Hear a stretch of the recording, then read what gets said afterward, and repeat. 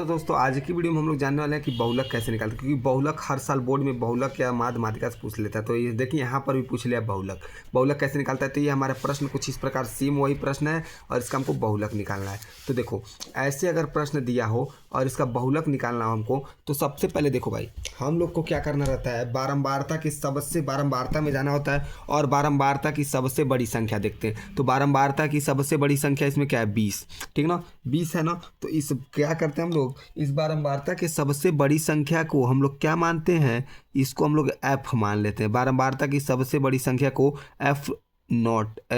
F1 मानते हैं, ठीक है ना, F1 बारंबारता के सबसे बड़ी संख्या को F1। और जस्ट इसके पहले वाले को हम लोग क्या एक, यानी एक के पहले क्या आता है 0, तो इसको हम लोग F0 मान लेते हैं, ठीक है ना, F0। और बारंबारता के जस्ट बाद वाली संख्या को इसको F2 मान लेते हैं, इसको क्या मानते हैं, F2 मान लेते हैं, ध्यान दीजिएगा। अब उसके बाद जो बड़ी वाली संख्या होती है बारंबारता की, इसके ऊपर वाले के पहले वर्ग अंतराल के पहले वाले को, यानी पहले इसको हम लोग क्या मान लेते हैं, L मान लेते हैं, ठीक ना। अब बारंबारता का सब हो गया। अब यहाँ पर हम लोग बहुलक का फार्मूला जानेंगे। पहले बहुलक का फार्मूला जानेंगे कि बहुलक बराबर फार्मूला होता क्या है। देखो बहुलक बराबर होता है L प्लस F1 माइनस होता है F0 बटे होता है 2F1 minus F0 minus F2 गुणे में होता है H। ये हमारा फार्मूला होता है, ठीक ना। ये हमारा फार्मूला हो गया बहुलक का। अब देखो क्या करेंगे, मान को भरना है केवल। L का मान यहाँ से 40, L का मान हो गया 40 प्लस F1 का मान यहाँ से देखो, F1 का मान 20 माइनस F0 का मान यहाँ से 12, मान केवल भरना है बटे 2F1। F1 का मान कितना है, F1 का मान है 20, अब 20 में 2 के गुणा करेंगे 40, यानी 40 माइनस F0 का मान 12 है, F2 का मान 11 है, माइनस में दोनों जुड़ जाएगा तो माइनस 11 12 माइनस कितना हो जाएगा, 23 हो जाएगा, ठीक है ना।